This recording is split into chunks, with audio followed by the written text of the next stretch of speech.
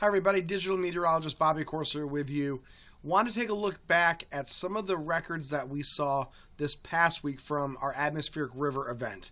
Start off with the amount of rain we set records on December 9th in Portland and Salem in terms of total one-day rainfall records. Portland Airport, 1.66 inches. That's the new daily record for December 9th. And down in Salem, they saw 1.74. The Portland record was up since 2010, and I believe the Salem record was up since 1984. So specifically on December 9th, we saw kind of the heart of the atmospheric river as it made its way from Portland, sagged a little bit south, and then back north. And remember December 9th, because we're going to talk about that here a little bit more in just 1 second. Want to show you this map real quick. This is Mount Hood. Timberline Lodge, 6,000 feet.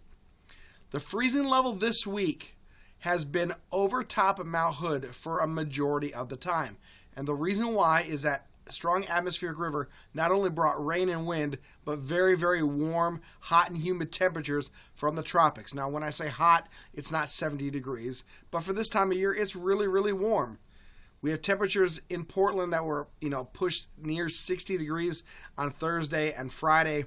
Even in Monday and Tuesday, when the atmospheric river was kind of starting to make its way here, temperatures were way above normal, running 15 to 20 degrees above normal in some locations. But the free air freezing level on Thursday morning was measured over top of Mount Hood by about 444 feet at 11,693 feet.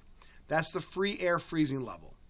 Now, if you want to find where the snow level is in relation to that, general rule of thumb in the meteorology world is you subtract about 1,000 feet. So your snow level is at 10,693 feet. That's still not at the ski resorts. Obviously, we know Timberline's at 6,000. Meadows a little bit higher than that on one of their ski runs. But ski resorts have not seen a lot of snow, if any at all. Earlier this week, we looked at the Snowtail site just to the south of the lodge at Mount Hood, at Timberline Lodge, and it had zero snow. We're doing some calculations and talking to ski resorts. This is going to be one of their latest openings of all time. So we really do need some snow to move back into the forecast because it's just been non-existent. Of course, we know Mount Hood is 11,249 feet. So to see the freezing level above the top of Mount Hood in fall and winter is extremely rare. Records go back a while, and I have not had a chance to dig into how many times this has happened, but it is safe to say that it is extremely rare to see the freezing level above Mount Hood as we approach the official start of calendar winter. Of course, meteorological winter started on December 1st. So let's hop into it. Let's see. Is there any cold air coming? This is the Euro run. We're going to go through the next few days. This is Monday. By the time we get to Monday, 55 degrees for a high, mid-50s on Monday here in the Pacific Northwest. Cold air has come into the upper Great Lakes and has left. Temperatures, as we know, Friday and Saturday morning were sub-zero. That's very cold. So Monday 8, this is what we're looking at again. Mild air in the Pacific Northwest, cold back east around the Great Lakes. We go into now Tuesday and Wednesday morning. More cold air, more extreme cold air up north in Canada, just to the southwest of Hudson's Bay. That's going to start rotating again down toward the United States. But again, temperatures remain mild in the Pacific Northwest on Wednesday morning. Now going to Thursday. Thursday morning, same thing. It gets a little bit colder.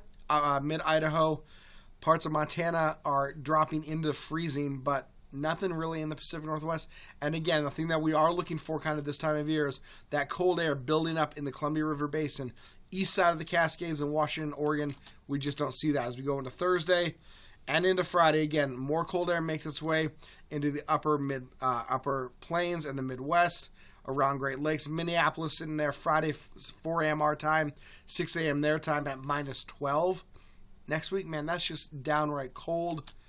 And again, another wave makes its way in, but nothing making its way to the Pacific Northwest. So, snow lovers, we got to continue to wait. Now we're looking here, about 10 days out. No sign really of cold air after that. Models are hinting that we could see a little bit colder air as we get closer to Christmas. Now, next Tuesday, we're sitting at the 18th. We're now 2 weeks, just under 2 weeks away from Christmas. Maybe we see that. Time will tell, but just giving you a heads up. ski season isn't starting anytime soon here in the Pacific Northwest, unfortunately.